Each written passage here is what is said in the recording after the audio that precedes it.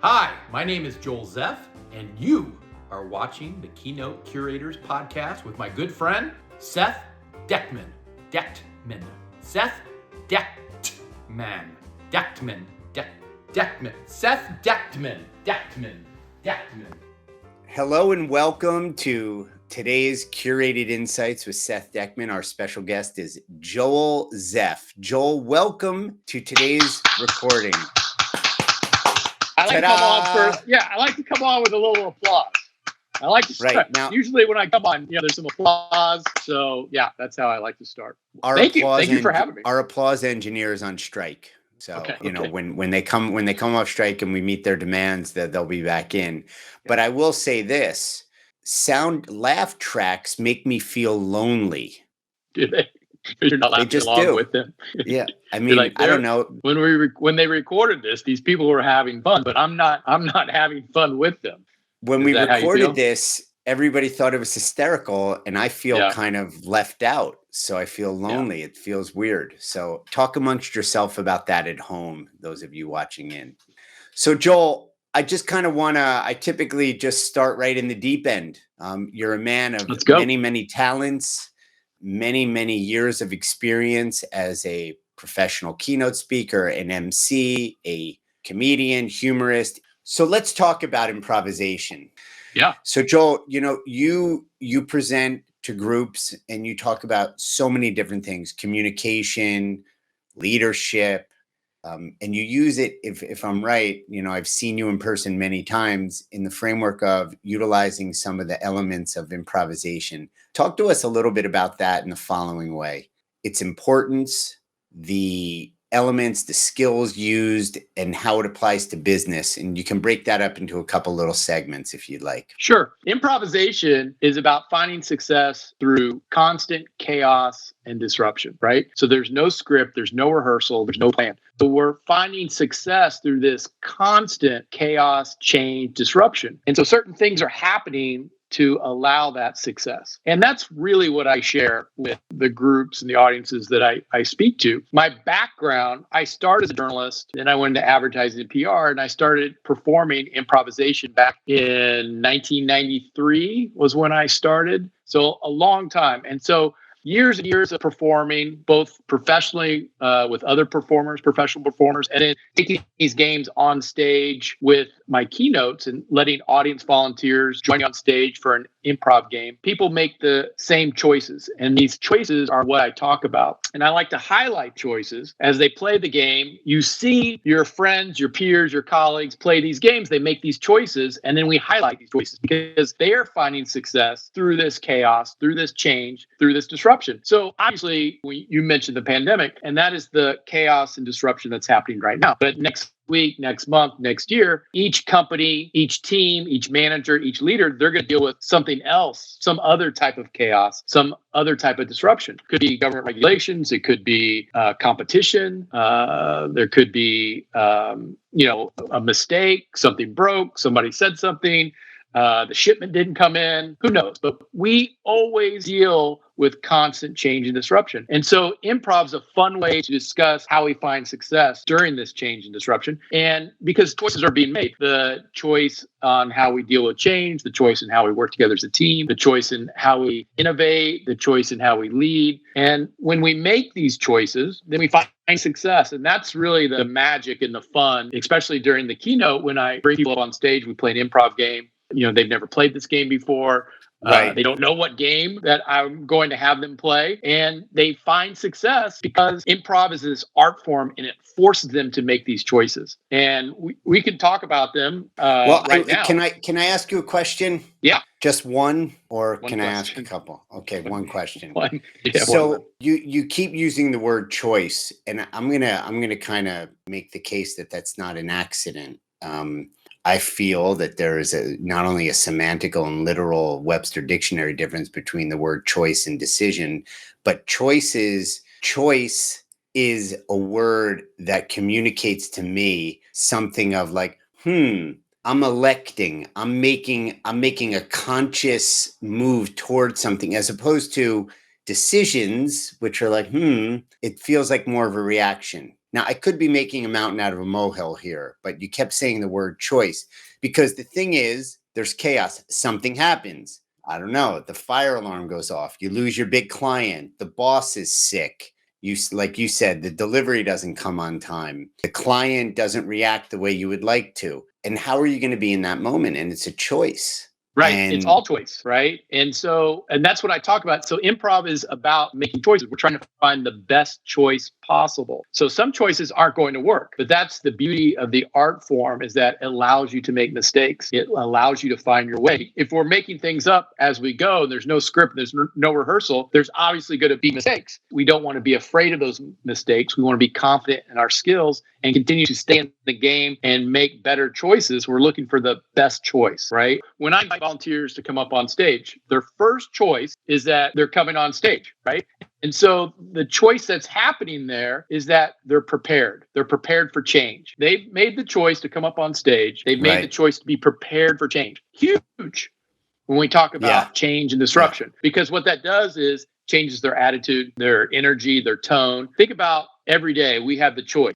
Change is going to happen. We can be prepared and face it with that energy, or we can be frustrated and impatient and stressed out. That's a choice. And so the choice to be prepared for change, then, okay, I have my attitude. I'm going to be more patient. I'm going to be more understanding. I'm going to probably be more helpful and supportive to the rest of my team. And so we have to, open to new ideas, take a risk, be flexible, adapt. Which is the second choice that I talk about when we talk about change, is to be open and flexible. So we're prepared for change, and now we're going to be open and flexible. So you have 3 or 4, I bring 3 people up on stage. We're playing an improvisation game. And so they choose to be open and flexible with their other teammates. Somebody might say something that's just gold, and they're going to build on that idea, and just more gold happens. Sometimes maybe their choice wasn't the best choice, but they're going to stay in the game and continue. But to be open and flexible to each other's ideas, to how we work, to how we communicate and innovate,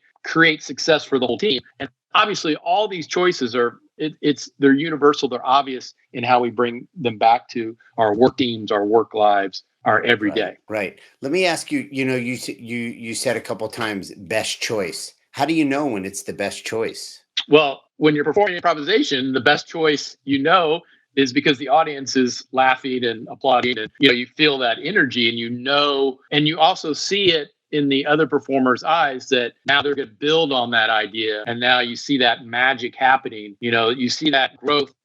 Everything's building into something really incredible, and we're looking for those best choices. And when we say something in improv that doesn't work, obviously that wasn't a good choice, right? Right. It wasn't best choice. Not everything that comes out of your mouth is going to be gold. I tell audience all the time, I make mistakes every day. I make mistakes. I probably already made a mistake today. We're trying to find the best choice possible. And what I want to share with the audience is my love of improv, and I want them to experience improv and see it for themselves, and then have those moments where they kind of realize for themselves, oh, okay, if I make this choice, that's going to help me be a better leader. That's going to help me be a better manager, a better team member. And it's not a hard choice to be open and flexible. It's not a hard choice to be prepared for change. It's not a hard choice to be a really good listener and be present and in the moment with your teammates. And I mentioned being in the moment. Game, they sit back in the audience. I talk about, what we just learned and the choices that the volunteers made. And I asked them, were you thinking about anything when you're on stage? Were you thinking about anything other than the game, the objective, your teammate? And they're like,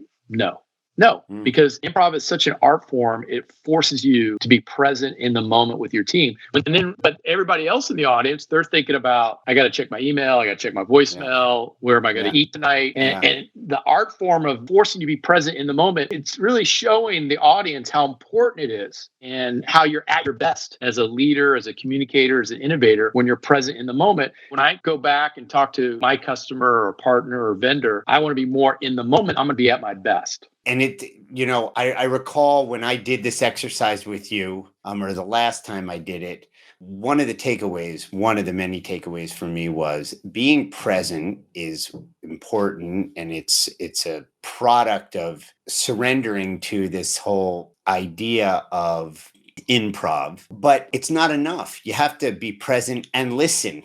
and then act off of that. And the Right. listening, I just am thinking now as you're sharing how much we miss during the day, because like you said, we're asleep at the wheel. I'm listening to you right now, but am I thinking about an email I didn't send, or a letter that I read that has thrown me off balance, or a piece of news that I got about customer service issue or a challenge or a problem. So, we, in today's multi-connected world and hyperactive and hyper connected and all this multimedia, I wanted to say multimedia, everybody's either a photographer or a short filmmaker, including myself. And we think that we're in these scripts. And I'm always amazed, Joel, when I watch, whether it's Netflix or a movie in the cinema pre-COVID, hopefully post-COVID, that these actors, or the characters rather, they have the perfect comebacks. Like there's a kid on the playground and he says something mean and the other person has the perfect thing to say, because it's all scripted. But real life isn't like that. And true. I mean, I'm looking for a little bit of agreement. Sometimes you do have that perfect line, and you just have to have confidence in your skills and confidence and your abilities, and not be afraid to make a mistake. And you'd be surprised how innovative you are and how successful you are if you just follow those choices. And what really happens is people are scared to make a mistake. They're scared of saying the wrong thing, scared of saying something that someone's going to say, oh, that was stupid. Or, they're afraid, right? And when that happens, you lose your confidence and you're not going to put yourself out there. And so when you don't put yourself out there, you're not in the game. And if you're not in the game, how are you going to find success? How are you going to find that growth?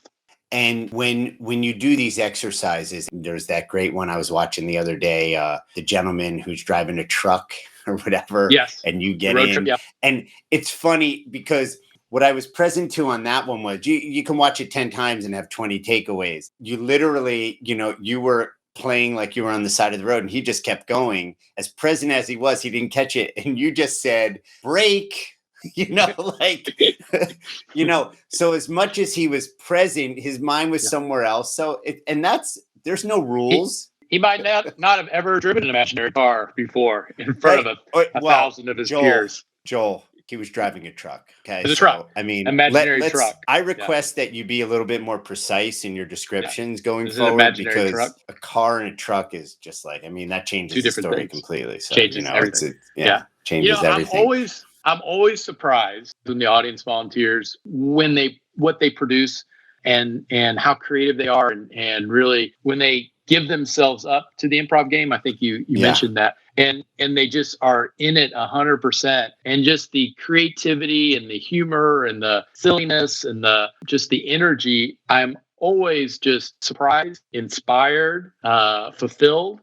And when those things stop happening is when I probably will retire. And people when I first started, most people didn't really understand what improvisation was.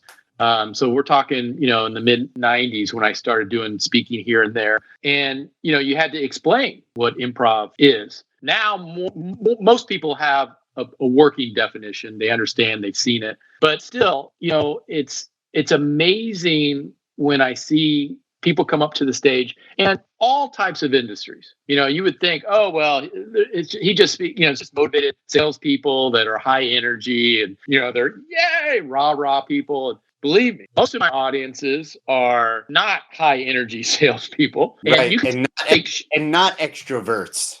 No, it's financial. Attorneys, government. Engineers, IT engineers. We just keep naming introverted. We're throwing everybody under the bus. What other introverted occupation can you name? Lawyers, judges, accountants. IT. Let's get them all in there. Dentists. Come on. Yeah. Orthodontists, optometrists. Yeah. Okay. Yeah. I don't know if I've ever spoken to optometrists before. What about ophthalmologists? They might have been in the audience, but I don't think I've ever. I'm going to go on a limb and say I don't know if I've ever been anything in the eye industry. I think I've avoided the entire eye industry somehow. Retinas, corneas. Let's just say that you haven't yet. So you have something to shoot for. I do. There's a few industries I haven't worked with. I can name several that I have that people will go, really? That's That's a group. That I'm like, that it exists. It is. And they put on a conference. Yeah, exactly. But it's awesome to see, especially what's awesome to see is when before I get there and the energy is low and you're like, there's no way they're going to play improv games. There's no way they're going to, there's no way. And they jump on stage and you're like, it's amazing because, people love to play. And what happens is they don't get enough opportunity to play. And I think that's one of the things that's happening today with companies. Everybody, they can't find workers. Their workers are quitting. I don't think it's about money. I think it's about you're not giving them positive support. You're not giving them opportunity. And when those two things happen, that's when people are truly happy. And it's not just an opportunity to play. It's an opportunity to be fulfilled and rewarded. Maybe that opportunity to play, maybe to be creative, maybe that's an opportunity for this person, but somebody else wants the opportunity to have a better responsibility or a different role or more training. Can make a different kind of contribution. A contribution. I can't answer what opportunity you want to be fulfilled. Everybody has a different opportunity. I also talk about that because when I give them the chance, the opportunity to play an improv game, what I'm doing is I'm giving them opportunity to be creative, to work together as a team, to listen, to focus, the opportunity to play and have fun, the opportunity to be innovative, to have a different responsibility, to be accountable, to take ownership. It's their game. To be self-expressed. Yes. Yeah. You'd be surprised. It's their opportunity to take ownership and be accountable and take charge. And then what happens is the audience, when they do take that opportunity, the audience, what do? They laugh and applaud. So they're giving them that positive support. The more they laugh and applaud, the more production happens, the more risk they take. Then there's more laughter and applause, it's amazing. And that to me is really the key foundation. And the key foundation to what works when I bring audience volunteers up on stage, and the key foundation for what every person wants at their job, whether they're the CEO, entry-level middle manager, got hired yesterday, have been there for 20 years. They want opportunity. What would you call that key foundation, Joel? Acceptance, being included. It's opportunity and positive support. That's the foundation. And it's the positive support, being appreciated, people saying, thank you, you did a great job. It's not just the once a year, I'm going to give you an award. It's the consistent positive support that fills us up, right? And it's a gift. And it's the best gift you can give anybody. It doesn't take any money, barely takes any time to say, thank you, I appreciate you, I value your idea. Thank you for mentoring. Thank you for supporting. It fills you up. And then to match it with that opportunity. And again, I don't know what that opportunity is. You have to answer it for yourself. But those, to me, are the two things that we don't get enough of. And I think that's the critical area that companies are not that critical area that they're not fulfilling. And that's why they're having problems keeping employees, finding employees. They want opportunity and positive support, and they're not getting it. Right. And it sounds so simple, and it's not. It is. I think it's more than an attaboy or a thank you, and even more people, you could use the word recognition or acknowledgement. But when you're, again, it's just words, but words matter, when you're known, when you get known, and when you're up there in an improv game, fully vulnerable, fully exposed, being your just present and authentic, and there's no guard and there's no looking good and anything, people know you. And I would take the case, and tell me if I'm wrong, Joel, we all judge. And the ones that you judge are going to be, this one's going to be hard. This one's a tough nut to crack. This one is the stoic, big, one word in a day kind of person. And they end up being, the John Belushi of the cast. Yeah. Oh, I agree. I try to read the audience volunteers when they come up on stage because I want to put them in the role where they're going to find the most success. If I feel like you're going to be better here where you don't have to do as much, or I need you to be here where I feel like you're going to be really a type A. And so I'm trying to read them, and I'm also choosing the game that's going to best fit what I'm reading. And because I want them to be successful. And I tell you, sometimes I hit it on the head, and sometimes I am just off huge. But you then have to be agile, adapt, be flexible, read the room, and make your. Yeah. Whoa, I have to go this way. Whoa, I have to go that way. Where I thought this person was going to be shy and barely talk and be very introverted. They are just they're in a ball, and they're the princess and the prince and the king and queen, and all rolled into one. And right. It's just, the energy is incredible. I mean, I love it. It's so exciting to see that innovation and that energy and that creativity when you give someone the opportunity and you just put a little positive support. And they know I'm supporting them. They Right. know I'm not going to let them fail. But then they, that audience, that laughter and applause, just, it's amazing. You can see it visually, the confidence that positive support gives them. You can see it in their eyes and their body language. The game might start out and they might be a little tentative, and they get that first laugh, and all of a sudden they just their shoulders kind of rear back, and they kind of, look around, and then just bam. And it's just, it's so awesome to see. And that's the exact same recipe, magic, whatever you want, that managers have to give their teams, right? You have to mentor your team. You want them to grow. You don't want them just to stay in that spot. You want them to grow and build. And when you're getting that positive support and you're getting that coaching and you're getting those opportunities, people aren't going to leave. That fulfills them. It rewards them, Tell me, I've just been hearing all this as in person, right? Have you been able to execute this virtually? Yeah. But the pandemic, that's change and disruption. So improv is about finding success during change and disruption. It's figuring it out and, making the choices to find that success. So when I transitioned to virtual, it was some trial and error of trying different things, seeing if they'll work. Sometimes they did, sometimes they didn't. And then just creating, the right mixture to try to engage, to get people involved and to make it as interactive as that you can make it virtually. And it's a lot of fun. Obviously, I'd rather be in front of a live audience. Sure. I mean, hello. The food is better. Right? Right. The food is way better. The food is way better, and you don't have to make your bed. I don't have to make my bed. But virtually I don't have to wear pants either. So there's a lot of trade-off, Right. There's no shoes or socks. I don't have to tuck in my shirt. And so, you don't have to go out and buy another new belt with an extra hole. No, there's a lot of pluses. And so it was finding that right mixture. But more than anything, it was just about creating energy. And so that was my philosophy. No matter what I was doing virtually, whether I was emceeing just a conference, or I was doing an awards presentation as the MC, or I was doing a keynote, I was just as much energy as possible, because I know everything else that they're seeing virtually is probably very low energy. And so I'm just going to jump through that camera as much as I can, and they can turn the volume down as they see fit. So you can't turn the volume down if you see me live. You're just like, oh my gosh, who is that crazy guy in my so Zoom? Loud. Why is he so loud? Are you sure we're in the right meeting? Can you check the link one more time? Yeah. I'm loud all the time. I mean, I can't even tell you how many times my kids or wife have said, "Why you're loud? Why are you so?" And I'm like, you know what? But everything we have is because I'm loud. My house was paid for by being loud. Right. And so, but virtually it's about creating that energy, sharing these great choices, hopefully finding some opportunities to engage and be interactive. And I don't think virtual is going to go away. I think it's going to be part of, the meeting landscape. Right.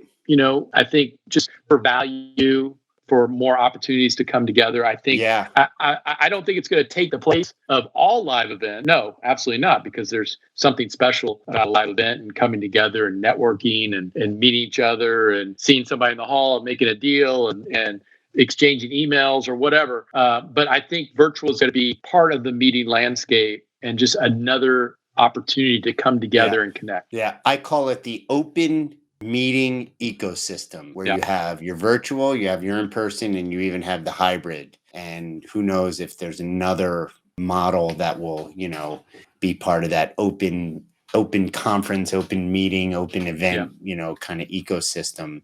Well, we're at the beginning, right? We're at the AOL sends you a CD-ROM. Right. And you dial up. We're in the salad. We're in the salad course, right? We're at the beginning. I mean, we're at the beginning of virtual events, right? We're at the dial-up internet of virtual events. Think about where the technology, where things are going to be in a year, 2 years, 3 years. I think there's some. Yeah, I've seen it on my buyer's side and I've seen it on the speaker side where, and it's not just to get new stuff, but a company has changed the platform. They went from one platform to another because it served what they were trying to do with smaller meetings. Or they started in a production studio because everybody said it's like TV. And then they actually realized it's better for them to do it in-house. They have more control and they have more flexibility. I've seen speakers be like, oh, I need to get a better mic, or I'm going to change my camera or my background or all my different kind of settings. So I've seen the real-time transformation, very quick. It's not like a speaker to do their new sizzle reel took a decade, metaphorically speaking, even if it was a year or two. It was never happened that quick. And now things are moving really fast. Joel, talk to me about, you ready? Drum roll. Talk to me about ta-da! I thought we were never going to get to ta-da. I'm pretty excited about ta-da. Ta-da is... I'm not convinced that you're excited. You were like, I'm really excited about ta-da. Usually we start with for a guy ta-da. who's loud. All right, quiet on the set. Usually we start ta-da! Usually we quiet start on the with set. ta-da. Joel, explain me, mister. Ta-da! It is, when you're 3 and 4, when my kids were younger, everything in their life was up, right? When they're little, we celebrate everything they do. They eat a cheese sandwich. Ta-da! I mean, we're so excited. You're sharing this. Now you share it on social media. My 3-year-old ate a whole cheese sandwich all by herself. We celebrate when they go to the bathroom by themselves for the first time. That's a huge ta-da. I mean, we celebrate everything. And then as we get older, we celebrate when they stop picking their nose. When you give them that celebration and you give them that ta-da, whatever you're rewarding, whatever you're being positively enforcing, they're going to do again, right? They clean up their toys. Ta-da! They're going to clean up those toys. I mean, mom and dad just celebrated me. This is awesome, right? And so as we get older, we get fewer and fewer ta-da moments. We don't celebrate enough. And that's our fuel. That's our fuel as a leader, as a communicator, as an innovator, those ta-da moments. And it's more than ta-da. I tell the audience, I go, I have a job where I get a round of applause. It's pretty awesome to have a job where you get a round of applause. Part of your job is I'm going to get a round of applause. That's pretty awesome. Even if it's like this, he was okay. He wasn't the best. Right. I'll take it. Right. He was like a 6. He was a 6. That the star. Last year we had a Super Bowl winning quarterback. So right. Last year we had a Hall of Fame MVP. Yeah. Super Bowl winner. Yeah. Yeah. Last year fine. we had. There's like 10 jokes I want to make right now at people's expenses, but I can't. I can't. Right. So just there, I'm just kind of mentally. Just imagine them. They're good. They're really good. They were top ranked. I'm laughing inside. Me too. I have a job where I get a round of applause. Most people don't have a job where they get a round of applause. And I say, well, if someone's going to give you a round of applause, then you have to give it to yourself. As soon as you show up to work, you just walk in and you just, woo! Holy cow. Am I a good accountant? Wow. Have you seen my spreadsheets? These spreadsheets are impeccable. Look at you, strange. And I say, did you see I upgraded my newest version of Excel? You got 2021 Excel? I do. Version 3.6.9.1. Wow. And that energy, it feels good. And it's that positive support at the done moment, and we have to celebrate because that's our fuel. And if we don't have any fuel, what happens? We get stressed, we get frustrated, we get impatient. I don't think we're going to be at our best as a leader, as a manager, as a teammate, as a salesperson, as fill in the blank. And so we got to manage that a little bit better. And we want that passion, that energy. And part of it is that positive support. Part of it is that ta-da, that celebration, celebrating each other, celebrating those moments. We have to have more ta-da moments and we have to have more positive support. And again, goes back to what we were talking about earlier about people can't find enough employees, can't retain their employees because you're not giving them that positive support. They're not having those ta-da moments. Why do I need to hang around? I'm going to go look for somebody that's going to give me those positive support and give me those ta-da moments because I'm not fulfilled. I'm not happy. And I'm going to go find somebody that's going to give me that. Yeah. And I got to tell you, you're really speaking to me. In the pandemic, I've taken on freelancers. And, freelancers, technically, they're not full-time employees, but we are very interwoven. And I have freelancers all over the world, 2 in Nigeria, 1 in Brazil, 1 in Italy. And I have them interacting, and it's been new for me. And I was looking for a way to acknowledge them, to celebrate them, but have it be meaningful. And I did it, and it worked. I wrote an email. I called them. I sent one a book. I sent another one a gift card, small amount, just a gesture. Sure. But I recently sent an email about the progress we made as a team over the last 4 months on this particular project, Curated Insights, with Seth Dechtman. Ta-da! Thank you. And, I gave a little bit of stats. It wasn't like this huge report. It was, about maybe this. No, it was about that long. The reaction that I got was extraordinary. And what I made it mean, Joel, is that people wanted to connect with the meaningful progress because I gave them a lot of information that only I knew. It wasn't like it was secret, but they weren't just in the world of all that information and some numbers and some stats and stuff. I threw it out there, and it was like a connection to meaningful progress. And I think that's something that you're doing with this ta-da. Again, on the surface, it sounds like, oh my God, I'm such a great accountant. But really, it requires the supervisor, the manager, the director, the boss, the direct report to be present, to listen, to read the room, to see what's going on so that people can get acknowledged in a meaningful and important way, not just frivolously throwing out, hey, thank you. Hey, thank you. Hey, thank you. Hey, thank you. Oh, you're still breathing. Hey, thank you so much. Oh, you were able to turn the knob on the door to come in. Thank you for turning the knob. Something that it doesn't have to be this profound meeting, but something that, is an acknowledgement and a recognition of what you're doing. One last thing, and then I have like only 3 or 4 more hours to go.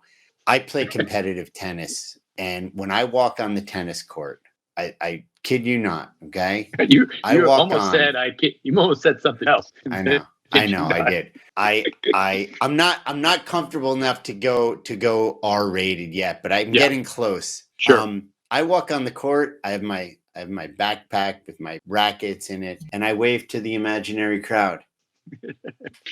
And for years, the teachers on all the courts, they would look at me and there we go, because we're in a city and there's buildings and balconies and everything. And now if I don't do it, they're like, are you okay? Like it's part of my entry, and sure. I get the people behind me and I get the people to this side, and then I give a circle. And if I'm really feeling it, I'll go twice, and I'm telling you, man, they clap now. I mean, I'm talking 10 years I've been doing it. They clap now. Saturday morning, 9 a.m. And I walk on and I'm like this. And it feels good. It does. And it creates that energy, and it kind of, gets that energy and that passion up and kind of suppresses that stress and negativity. And it starts in a positive moment. That's a ta-da moment, Yeah. My B12, my insulin, my cortisol are all moving in the right direction. The only thing is the number on the scale keeps going up, but that's another recording, right? You need to find another interview person to help you out with that. That's not me. Can I ask you another question? Yes. Is there anything I should be asking you that I haven't asked, or anything that you would like to say that you haven't had the opportunity to say? Well, and this could be to the librarian in the first grade where you didn't turn the book in on time. I mean, it's an open court for you. Right. My favorite message that improv ever taught me, and this is what, it's about sharing what improv gave me, what taught me, and then it kind of filtered through my experience and still even filtering through all the presentations that I do and all the volunteers that come up on stage. I'm learning from them just as much as they're learning from me. I'm watching them and learning how they make choices and what allows them to make better choices and how they can be more innovative and I'm learning, constantly learning. The best message improv ever taught me is that you have to stay in the game. You might make mistakes. You might face challenges and obstacles. There might even be failure. As long as you stay in the game, you're going to find a way to be successful. In the game, somebody might say something or do something or might go down the wrong road. As long as you stay in the game, you're going to find a way to bring it back, to find a way to be successful. When we take it to our work lives, when we stay in the game, it might not be tomorrow, it might not be next week, it might not even be next month. But as long as we stay in the game, we're going to find a way to be successful. But it's not just say, all right, I'm staying in the game. You have to make other choices. And those choices are, you might have to learn something new. You might have to get out of your comfort zone. You might have to work harder, stay late. You might have to make some uncomfortable choices, right? To stay in the game. And when you do, and you do stay in the game, you do find success. Think about that fulfillment. Think about that reward. We're back to being fulfilled and rewarded. And that's what we're all after. That's what makes people happy. That's what makes people passionate and energized about their work, is being fulfilled and rewarded. And staying in the game is hard. And you might need a mentor. You might need support. You might need advice. But when you always stay in the game is easier when we do it together. When we support each other. When we're there for each other and we find that success. And that's, to me, the best message improv ever taught me. And improv taught me many things. We talked about change and disruption. We talked about opportunity and positive support and being present in the moment. But staying in the game, to me, is the best message it taught me. Yeah. And it's not easy. It's not. If it was easy, everybody would do it. There'd be no fulfillment. Right. Usually when easy things, you don't get fulfilled. When you find success because it was easy, you're not fulfilled. It's putting the work in every single day. I like my son is a freshman in high school and he's trying to make the baseball team and he's working every day. Practice, working out, hitting lessons. And that's what fulfills him, to find, but that's the effort that he has to put into to reach his goals. And that it inspires me. And when I see that, because I don't know if I've ever done anything and put that much time, like he puts time in and works that hard, that inspires me. But it's, what do we want to put that time and effort into to stay in the game? And the guarantee of success is going to be there. Yeah. I mean, the Teddy Roosevelt quote, something about, being on the court, those on the court who are bloodied instead of being in the stands. It's kind of like that, and it takes a muscle when things get hard and things go sideways or things go south and they're not in your favor and the wind is, not at your back. That those are the moments where you get the most value out of, staying in the game. I've often heard, I don't know who I attribute it to, but, sometimes like I'm scared. Oh, we'll summon the courage. And, I've heard, okay, but courage is the prize after the fact that you faced your fear. It's not like, oh, let me go in the filing cabinet and look under C and get courage and then I'll face my fear. And, having the ability to improv, be flexible, adapt, be open, be creative, listen for the opportunities, accept, fail, and still stay in the game. The muscle of staying in the game is the reward of being in the game. Right. And you're fulfilled. Anybody can quit. It's easy to quit. And I'm not saying quit your job, but we quit goals, challenges, because why? We don't have enough time. We don't have the money. We don't have the budget. We don't have the people. We don't want to put the work into it. We don't want to do something different because this is the way we've always done it. How many companies have gone out of business because, well, this is the way we've always done it, right? And they're not adapting. It's easy to quit. It's hard to stay in the game. And that's why it's fulfilling. I think that's a good point to finish on. And I like that, I think I've got enough here. We've gone about 45 minutes. So, and I got to go to the hair. I thought we were doing 6 hours. Yeah. Well, it's in increments. So I'm going to show up at baseball practice tomorrow and we're going to do a live on site. Tomorrow's outside. Baseball practice is outside tomorrow. The weather's going to be beautiful. So okay. 7:30. Now, does he also do training in sunflower seed spitting, or is that a separate workshop? That's interesting. Most baseball fields now don't allow the sunflower seeds right now. So we've stopped the sunflower seeding. But I think he wants the sunflower. He was really good at sunflower seeds, but so many baseball fields don't allow them anymore. Do you think that's an impingement on freedom and liberty? Yeah, I think it's. If you have a turf field, you don't want to. If you ever clean sunflower seeds off a turf field, you realize why they're outlawed. I got it. Yeah. I understand. There's reasons for everything. If you'd like to learn more about this speaker, visit our website at thekeynotecurators.com. There you'll find dozens of videos of speakers that are a perfect fit for your event. If you'd like to reach out directly, please click on the link below in the description. My name is Seth Dechtman, and you've been watching Curated Insights.